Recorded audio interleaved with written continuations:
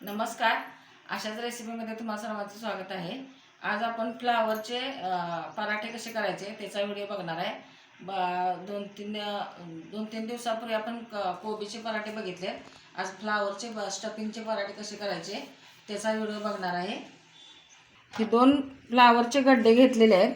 हे सगळं स्वच्छ बघून घेतले, स्वच्छ आहे आणि धुवून पण घेतलेलं आहे. हे आता आपण खिसून घ्यायचं आहे. खिसणीवर बारीक खिसून घेऊया. एक एक असं काढायचं आणि खिसून घ्यायचं.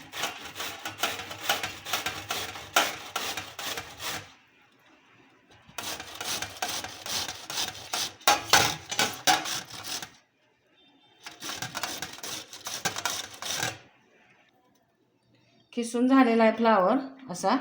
हे थोडंसं ह्याच्यात पाणी असतं, म्हणजे अंगात पाणीच असतं त्याला अंगचं.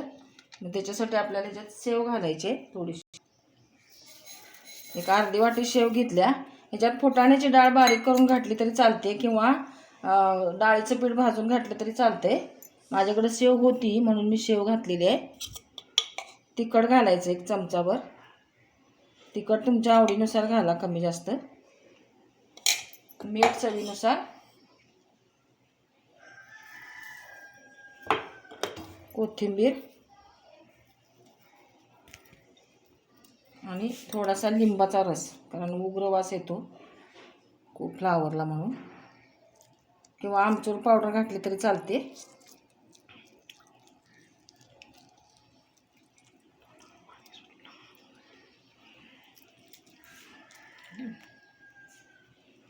आता हे मिक्स करून घ्यायचं.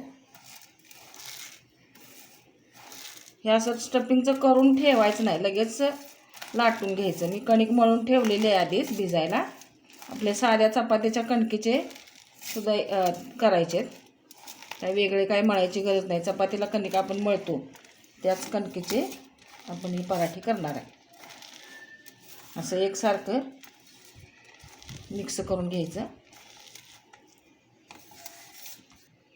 15 मिनटं झाली मी कणिक मळून ठेवली होती. अशा पद्धतीने मळायची.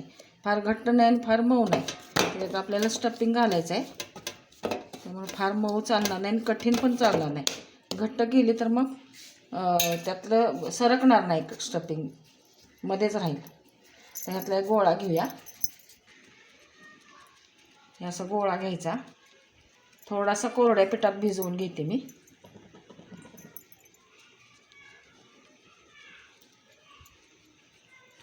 आणि ह्याच्यात आता हे स्टफिंग घालूया आपण, फ्लावरचं केले ते.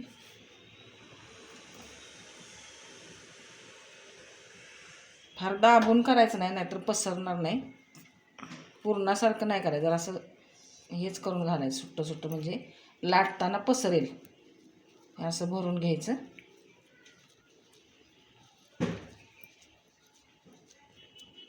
आणि ते लाटून घेऊया. कोरडं पीठ लावायचं आहे.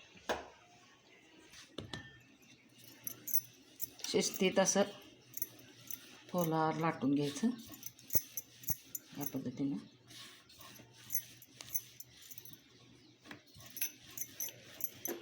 पसरलंय बघा सगळीकडं स्टफिंग, मध्येच नाही राहिलेलं.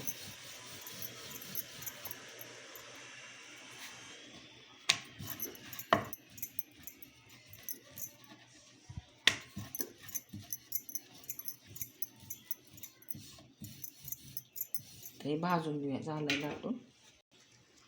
तवा तापायला लागलाय, तोपर्यंत दुसरा गोळा भरून घेते मी. तवा चांगला तापला की मग त्याच्यात टाकूया आपण पराठा. पुरण आपण घट्ट करून भरतो तसं भरायचं नाही, कारण पुरण मऊ असतं त्याच्यामुळे ते पसरतं.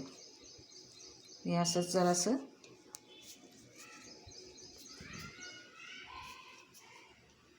करत करत भरायचं. मिटवत मिटवत जरा जरा जरा भरून घ्यायचं. अशा पद्धतीनं. तवा तापलेला आहे. आता मी पराठा भाजायला ठेवते.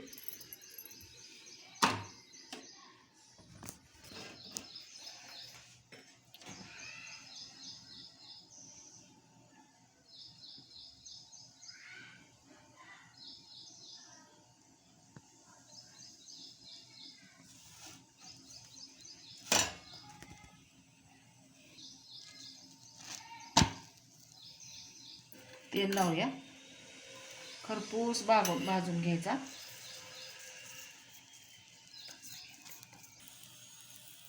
दोन्ही बाजून असं खरपूस भाजून घ्यायचं छान.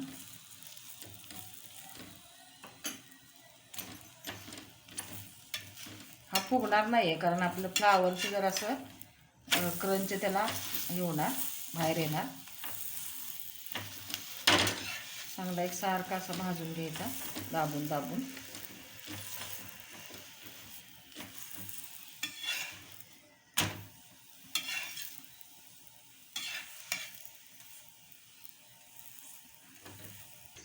दुसरा पराठा टाकलाय मी.